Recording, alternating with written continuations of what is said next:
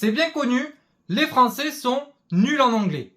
Et ce n'est pas le classement Education First de 2022 qui recense tous les pays sur la maîtrise de l'anglais et qui classe la France au 34e rang seulement avec la mention moyenne qui dira le contraire. Derrière un niveau aussi bas pour un pays européen se cache un amoncellement de peurs psychologiques, de craintes, mais aussi un système éducatif de l'enseignement des langues étrangères qui s'appuie sur une pédagogie poussiéreuse face à celle des pays qui sont d'excellents élèves comme le Danemark, la Suède ou encore la Norvège. Mais est-ce toujours d'actualité ou les choses commencent-elles à bouger? Nous allons voir ça ensemble.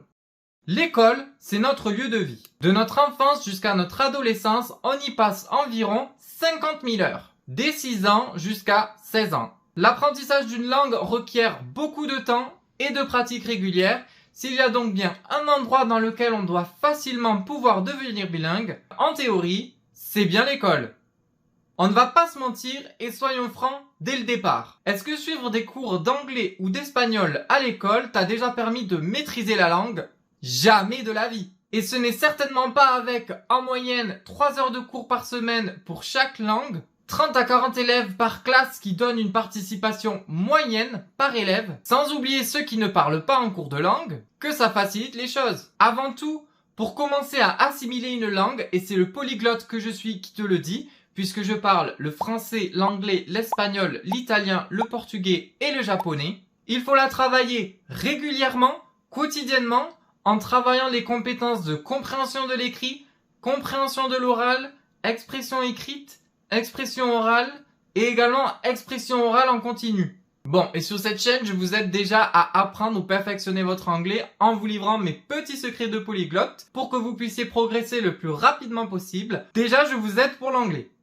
Revenons à nos moutons.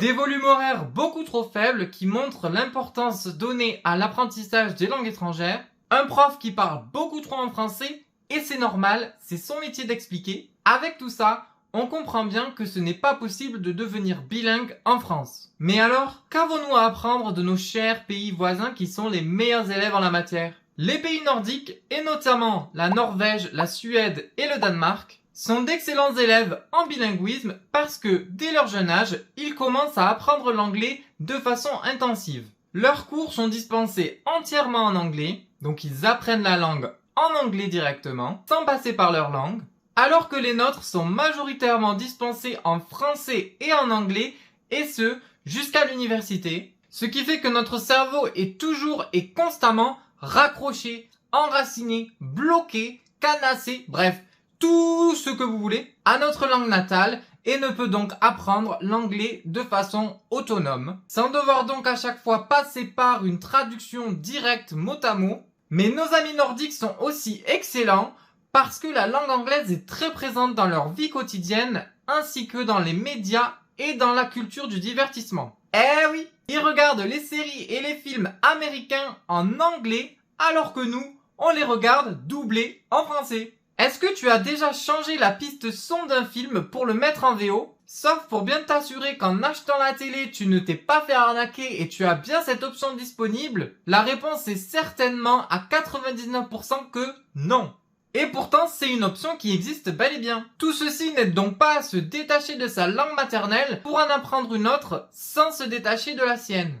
En dehors de l'organisation scolaire peu propice à l'apprentissage d'une langue étrangère, s'ajoutent également les blocages psychologiques de nos jeunes, mais également des adultes, qui peuvent rendre la tâche encore plus compliquée. Entre la peur de prendre la parole en public, la peur de son accent, le manque de confiance en soi, le prof qui vous corrige tout le temps et qui n'a pas compris que c'est inutile de vous interrompre toutes les 5 secondes pour vous corriger, ce n'est pas comme ça que vous allez progresser, et surtout avoir confiance en vous en parlant dans la langue, ou encore le fait que vous vous sentiez ridicule à parler en anglais avec votre French accent, alors qu'il est adoré à l'international et que tout le monde le trouve sexy, ça complique quand même pas mal les choses. Mais en dehors de ces peurs-là, on retrouve des raisons également purement liées à la langue elle-même. L'anglais, langue germanique, aussi appelée langue de Shakespeare, est très loin de notre héritage culturel et de nos racines latines. Elle ne comporte pas beaucoup de mots transparents que l'on peut deviner facilement en voyant leur écriture, et encore moins leur prononciation. Et si ceux-ci sont transparents, ils ne sont généralement pas utilisés à la même fréquence qu'en français. Pourtant, l'anglais, c'est une langue facile et c'est ce que je vous explique dans cette vidéo. La conjugaison. Déjà, en français, on a 3 groupes. Les verbes en ER, les verbes en IR et tous les autres verbes. En anglais, c'est simple, on n'a pas tout ça, il n'y a pas de groupe. Ensuite, en français, on a une terminaison différente pour chaque personne. Alors que en anglais, pas du tout. On a une seule terminaison et c'est tout. Par exemple, I study, you study, he, she, it studies, we study, you study, they study. Et on voit, c'est très simple. C'est toujours la même chose, sauf à he, she, it au présent simple, bien évidemment. Ensuite, en français, on a pas mal de verbes qui comportent des irrégularités, notamment pour des changements phonétiques. Par exemple, si je prends le verbe nager, nous nageons EONS. Verbe en endre, je prends DS. Je paye AIE. Promouvoir, je promeux. L'économie des mots. En anglais, on a besoin d'un mot pour dire ce que l'on va devoir dire en toute une tirade en fait. En français, to wave, ça veut dire faire un signe de la main. C'est simple, non? Et pour les autres raisons, n'hésitez pas à aller voir la vidéo que je vous mets dans le petit i pour en savoir plus. Si on regarde la langue française, c'est une langue compliquée qui demande souvent beaucoup de mots pour exprimer une seule idée avec des formules très alambiquées, voire des fois farfelues, comme par exemple quand vous signez des lettres en vous priant d'agréer madame, monsieur, mes salutations distinguées, alors qu'en anglais, tout ce paquet, vous le traduisez simplement par yours sincerely. Et s'ajoutent également les difficultés de la conjugaison que j'ai énoncées précédemment. Finalement, en comparant les deux langues sur ces deux niveaux, on se rend compte que les Français transposent leurs propres difficultés dans leur propre langue dans la langue qu'ils apprennent, et ici en l'occurrence l'anglais. Ainsi, ils rendent une langue de base très simple à apprendre beaucoup plus compliquée que ce qu'elle n'est. C'est quelque chose à ne surtout pas faire pour devenir bilingue, car chaque langue est unique à ses propres codes et ses propres règles, comme j'aime si bien le dire. L'anglais n'est pas le français et le français n'est pas l'anglais. Mais finalement, avec tout ça, pourquoi être bon en anglais? À quoi ça sert?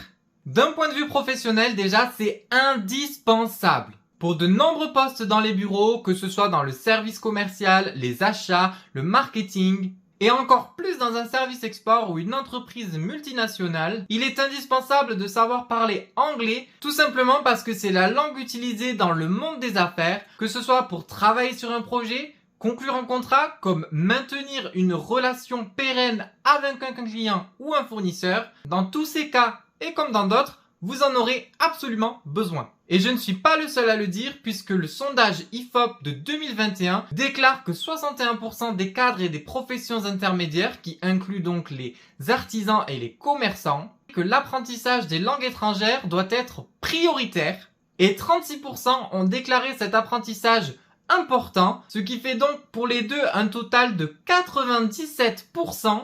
C'est énorme! Et puis, si vous souhaitez partir à l'étranger, certaines universités vous demanderont un score minimum à des examens d'anglais comme par exemple le TOEFL. Certaines vous demanderont entre 60 et 80 au TOEFL par exemple. D'autres, comme les plus prestigieuses comme Yale, vous demandera un minimum de 100 en score. Ce qui est quand même énorme par rapport à la moyenne des Français au TOEFL qui est de 80 points. Mais alors, est-ce que c'est fichu pour nous du coup?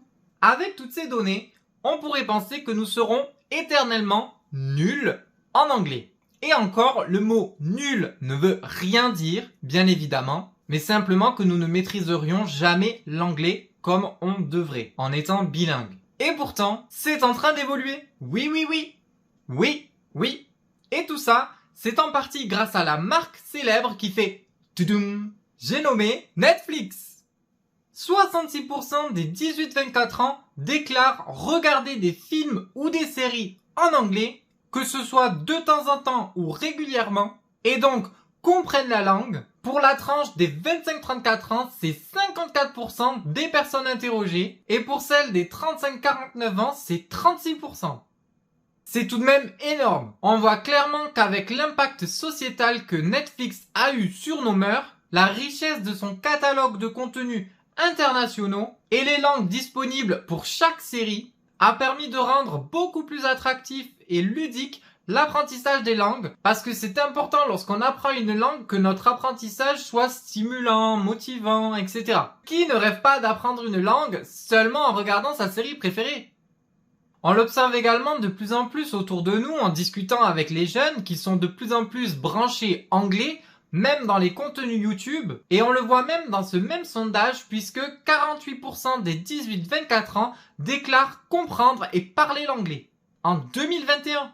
En résumé, l'ère Brian is in the kitchen semble sur le point d'être terminée, avec une nouvelle génération de plus en plus branchée anglais, une culture du business qui est encore plus international qu'avant, et notre culture de divertissement qui laisse de plus en plus de place à cette langue, autrefois boudée. N'hésitez pas à mettre un petit like si cette vidéo vous a plu, à vous abonner. On se retrouve la semaine prochaine pour une nouvelle vidéo.